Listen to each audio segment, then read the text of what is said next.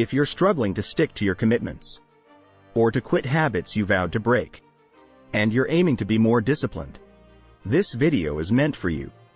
In it, I'll present 4 key principles drawn from arguably the most significant Stoic text ever written, Seneca's Letters to Lucilius and the Meditations by Marcus Aurelius. The first, Letters to Lucilius, also known as Moral Epistles, is a collection of Seneca's letters to his friend Lucilius. In the final 3 years of his life, the Meditations are a series of writings by Emperor Marcus Aurelius, penned in the last decade of his life, serving as a personal guide to self-betterment.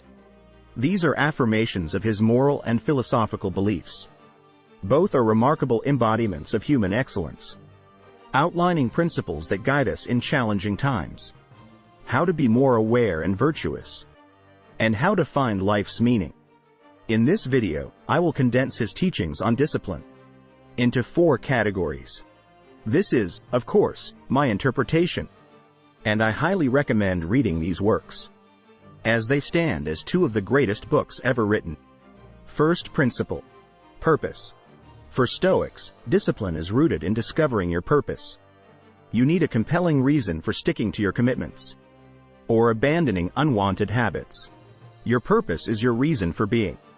Like plants, birds, ants, spiders, and bees, each with their specific roles, contributing to the world's harmony, you too should act in harmony with your nature.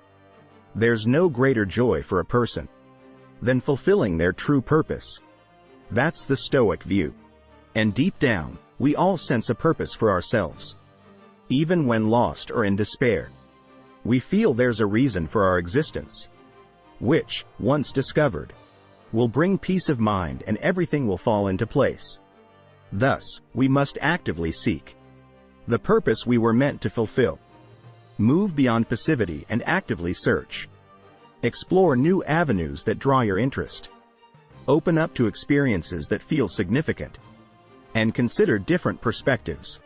This is all about recognizing your inherent nature. Your actions shouldn't be random or mere distractions, but a deliberate exploration of reality to discover your true calling. Second principle: action. Stoics were not just thinkers, but doers, always acting with clear, specific goals in mind. Discipline requires an objective. It can't be applied aimlessly, but needs a concrete goal. When objectives are unclear, actions become aimless and ineffective. Seneca said, "A ship without a destination finds no favorable winds." Before jumping into action, set a realistic goal. Carefully evaluate your current situation, and discern what possibilities you can turn into reality. Once you've defined a clear objective that you know is achievable, create a daily plan where each action leads you step by step towards your goal. Discipline is about consistent habits, plain and simple. True commitment means every small daily step counts. Step by step, day by day, follow through on your commitments.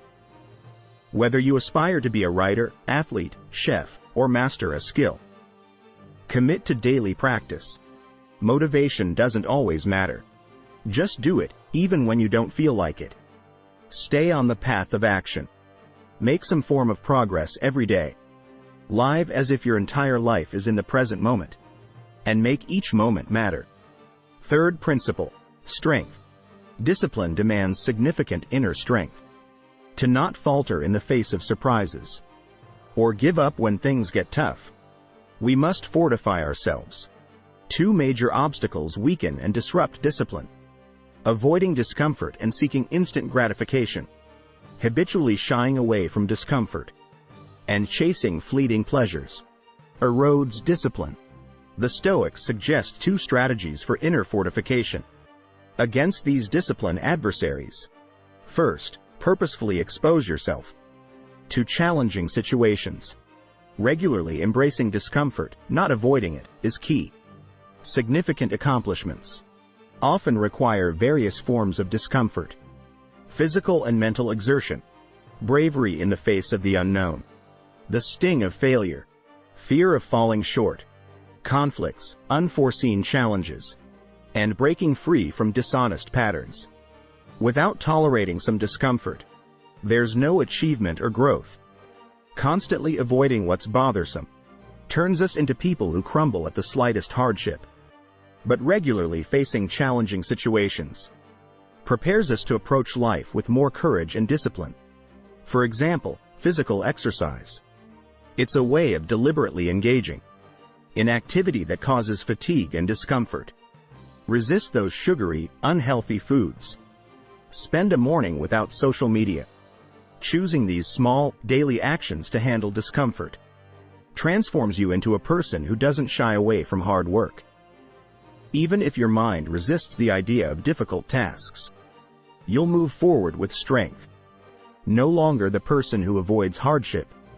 The second strategy is consciously foregoing instant gratification that hinders long-term goals. Most of us are hooked to some fleeting pleasures, which, while momentarily satisfying, distract us from becoming our best selves. Eliminating the impulse for these pleasures brings us closer to our goals. The concept is straightforward.